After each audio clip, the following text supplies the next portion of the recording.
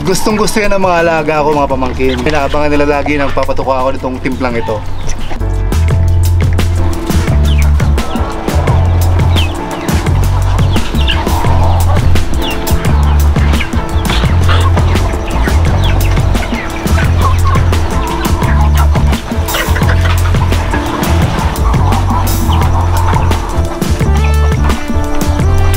So ito mga pamangkin yung patuka ko na tinitimpla ko tuwing hapon na medyo malaki na titipid ko na feeds. Instead na pure na feeds yung pinapatuka ko, itong timplang ito. Pero ano nga ba itong timplang ito? Ito, panoorin nyo.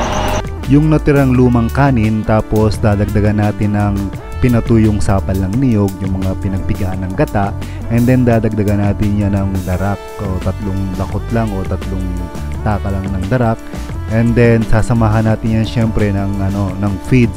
Pero ang ginagamit kong feeds yung broiler finisher. So pampabuka ng katawan ng ating native. Kahit native yan o kahit mga heritage chicken, mas maganda yung broiler ang isama natin. And then tutubigan natin ng konti, hahaluin natin ng hahaluin, lalamasin natin hanggang sa ma-mix ng todo. At believe me, gustong gusto yan ng mga manok natin.